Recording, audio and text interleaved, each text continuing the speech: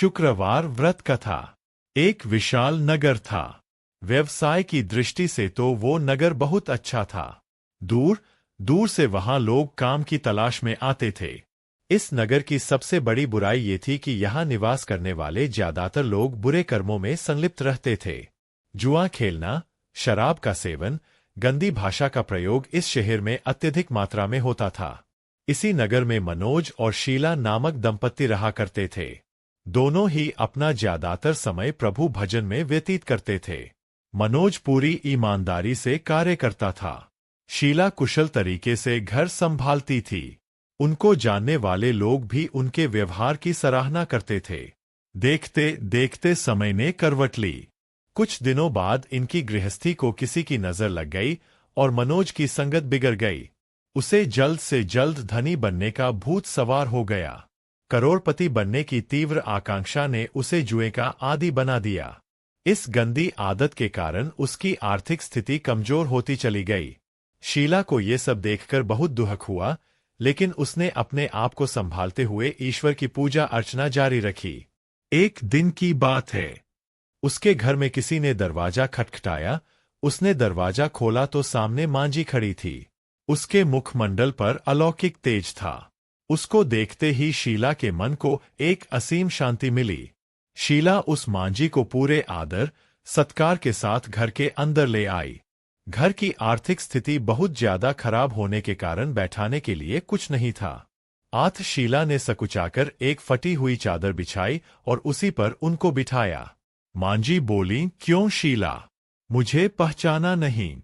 हर शुक्रवार को लक्ष्मी जी के मंदिर में भजन कीर्तन के समय मैं भी वहां आती हूं। शीला कुछ समझ नहीं पा रही थी। फिर मांझी बोली, असल में तुम बहुत दिनों से मंदिर नहीं आई, इसलिए मैं तुमसे मिलने आ गई। मांझी के इन प्रेम भरे शब्दों को सुनकर शीला भाव विभोर हो उठी। उसकी आंखों से अश्रु की धारा निकल पड़ी और उनके कंधे पर सिर रखकर तेज से रोने लगी। मांझी ने उसे स्नेहपूर्वक समझाते हुए कहा, बेटी, सुख और दुख तो जीवन में आता जाता रहता है। तुम धैर्य रखो बेटी। मुझे बताओ क्या परेशानी है तुम्हें? मांझी के ऐसा कहने पर उसे काफी मानसिक बल मिला और उसने मांझी को पूरी बात बता दी। शीला की पूरी बात सुनकर मांझी ने उससे कहा, बेटी, कर्म की गति बड़ी ही अनोखी होती है। प्रत्येक इंसान को अपने कर्म का फल भुगतना ही पड़ता है। ये अटल सत्य है। तू अब चिंता मत कर। तुम्हारे सुख के दिन जल्दी ही वापस आएंगे। मां लक्ष्मी स्नेह का सागर है। वे अपने भक्तों को संतान की भांति प्रेम प्रदान करती है। तुम धैर्यपूर्वक मां लक्ष्मी जी का व्रत करो। इससे सब कुछ ठीक हो जाएगा।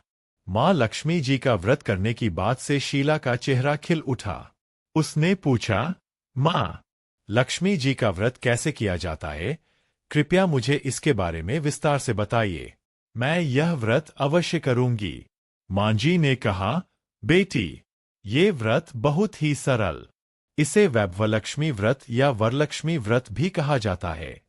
उन्होंने शीला को व्रत विधि के बारे में विस्तार से बताते हुए कहा कि इस व्रत को करने से तुम्हारे समस्त मनोरथ पूर्ण होंगे। शीला यह सुनकर आनंदित हो गई। शीला ने उसी समय आंखें बंद की और मां लक्ष्मी का ध्यान किया, पर जब आंखें खोली तो सामने कोई न था। मांझी वहां से विस्मित हो गई थी।